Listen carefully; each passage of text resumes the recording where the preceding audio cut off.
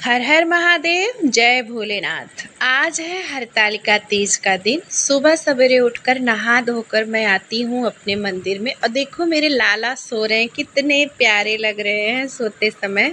मैं सबसे पहले अपने लड्डू गोपाल को जगाती हूँ और सबसे ज़्यादा ज़रूरी ये है कि इनको जगाने के लिए आप आराम से पूरा समय निकाल कर के प्यार से उठाइए और उठा कर के इनको फिर मैं बैठाती हूँ, क्योंकि भगवान भाव के भूखे होते हैं। वो देखते हैं कि हमारा जो भक्त है उसका हमारे प्रति कितना समर्पण है। तो आज हरतालिका तीज का व्रत था, तो सुबह मैंने उठ कर के नहा धो कर के बच्चों के लिए टिफ़िन तैयार करके बच्चों को स्कूल भेज दिया था। फिर फुर्सत से भगवान के पास फिर से नहा कर के आती हूँ और उठा कर के पहले इनको पानी पिलाती हूँ। तो हरतालिका तीज में ये नियम होता है कि आपको सुबह सरगी खाने के लिए उठना होता है।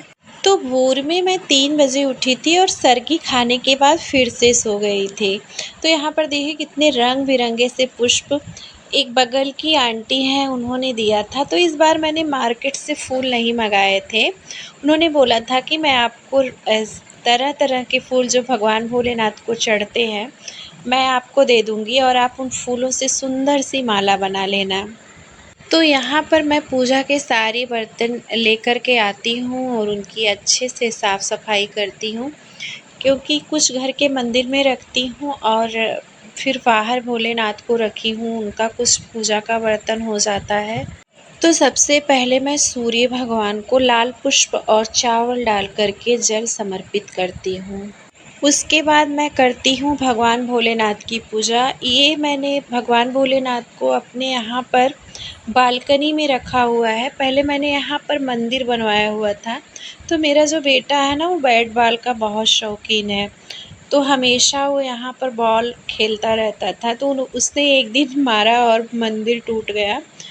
तो फिर लोगों ने कहा कि अब आप मंदिर मत बनवाइए, क्योंकि भगवान को खुले में रहना पसंद है। तो यहाँ पर देखिए टाइल्स भी चटक गई है और ऊपर का तो पूरा पार्ट ही उड़ गया।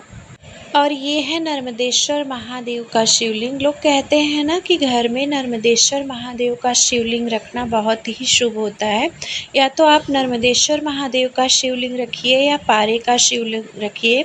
तो मैंने यहाँ पर नर्मदेश्वर महादेव को स्थापित किया हुआ है।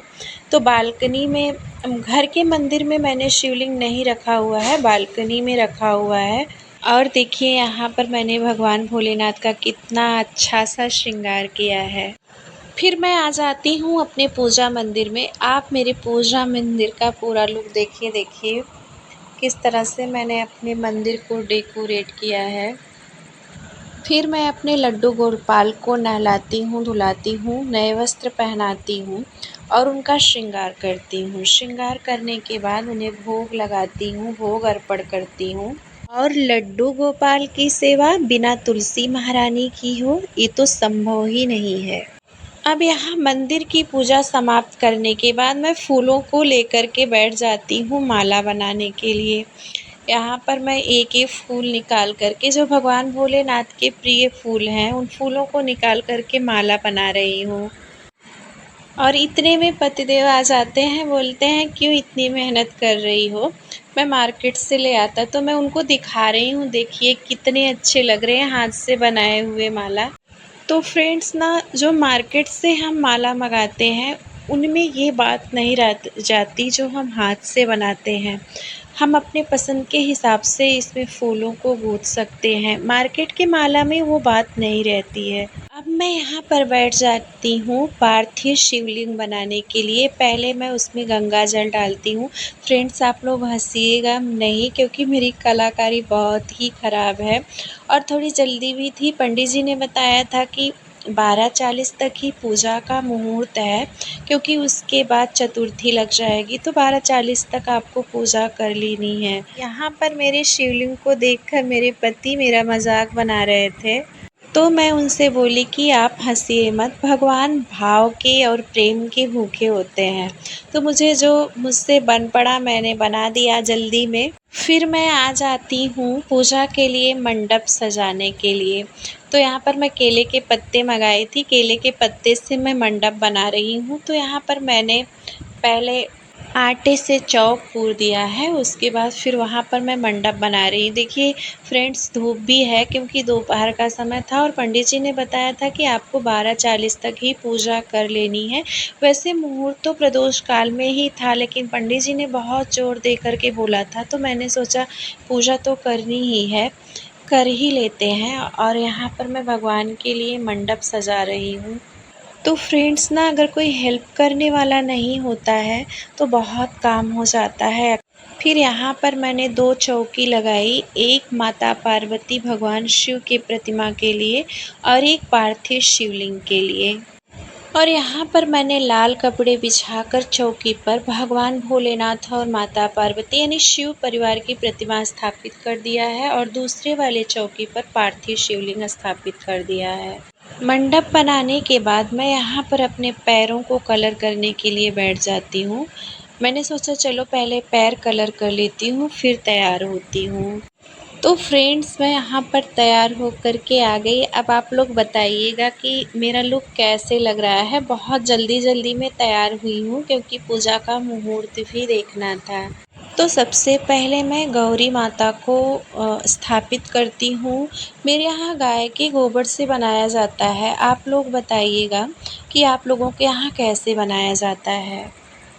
और फिर सुपारी से गणेश भगवान को स्थापित करती हूँ, वस्त्र समर्पित करती हूँ और फिर भगवान भोलेनाथ और माता पार्वती शिव परिवार की प्रतिमा को रोरी चंदन से तिलक करती हूँ। यहाँ पर गौरी गणेश को पान और दही समर्पित करती हूँ और सिंदूर लगा कर के टीका करती हूँ। फिर खुद स्वयं की मांग में लगाती हूँ। माता पार्वती को सिंदूर लगाने के बाद स्वयं अपने मांग में भरती हूँ। फ्रेंड्स, हर जगह ना पूजा का नियम अलग अलग होता है। तो मेरे यहाँ ये जो शादी वाला सिंदूरा होता है, उससे माता पार्वती और जो माता गौरी को मैंने स्थापित किया है, उन्हें छुआ करके फिर अपने सर से लगाया जाता है। तो मेरी सासू माँ वगैरह जैसे करती थी, वैसे मैं भी करती हूँ। तो हर जगह का नियम अलग अलग होता है।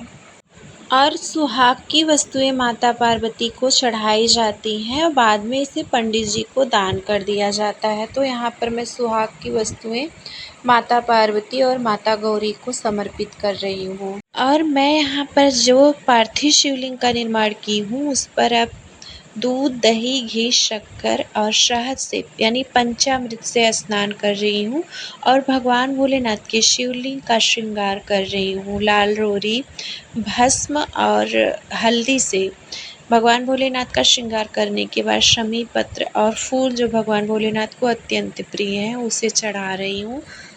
और यहाँ पर मैं भगवान को धूप दीप दिखाती हूँ, हरतालिका तीज व्रत की कथा पढ़ती हूँ और अंत में माता पार्वती, भगवान भोलेनाथ की आरती उतारती हूँ, सभी देवी देवताओं की आरती उतारती हूँ और पूजा पाठ में हुए गलतियों की क्षमा प्रार्थना करती हूँ। और इस तरह से मेरी तीज व्रत की पूजा संपन्न होती है।